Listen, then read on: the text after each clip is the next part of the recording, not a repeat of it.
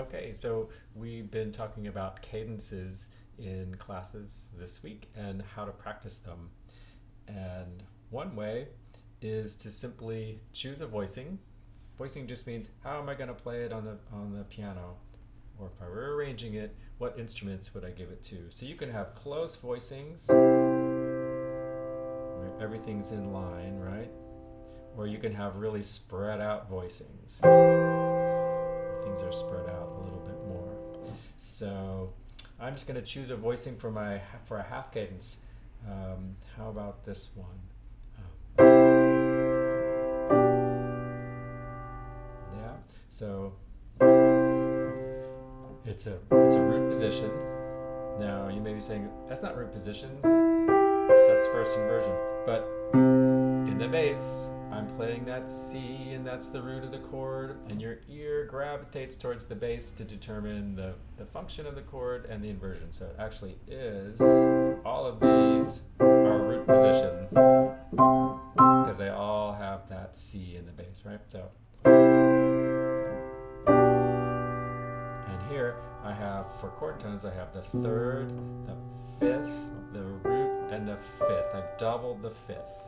So for first inversions, you want to double either the fifth or the root, but not the third. So let's say that's the one I'm going to choose. So now one way to practice these is to go around the circle of fifths. That's what jazz players do. And the next key would be F. And then B flat. I'm going to add a flat and we get to E flat. A flat, and now D flat, G flat, which is the same as F sharp, and now we'll start to take away sharp, so we'll go from F sharp to B, and then we'll go to E,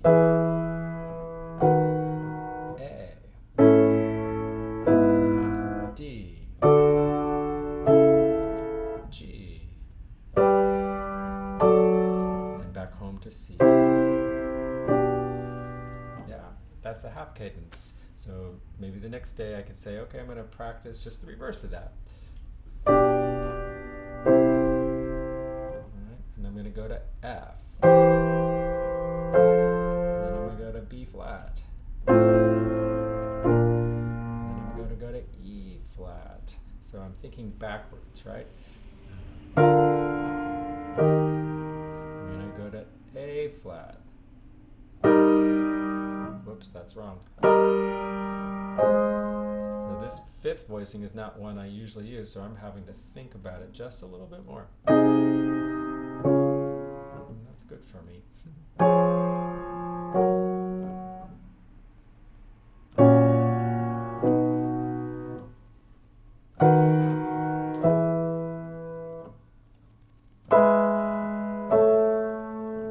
D,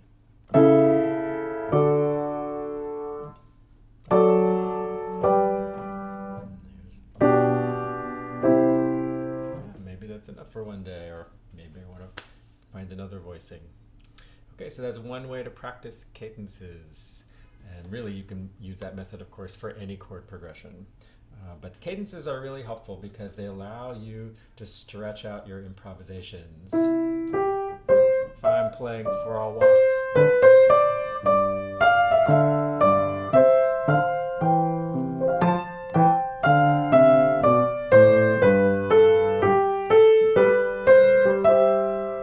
there's my half cadence. Now I can do it again.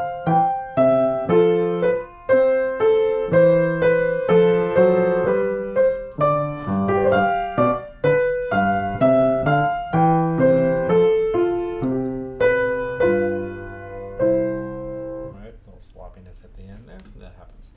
Okay, so that's one way to practice cadences, and if you practice those a lot, then you won't have to think about them when you're playing. They'll just hopefully come out, and you want to find things to practice that maybe you don't normally do, just so that they come out automatically when you're in a class and have so many things to think about. All right, I hope that helps.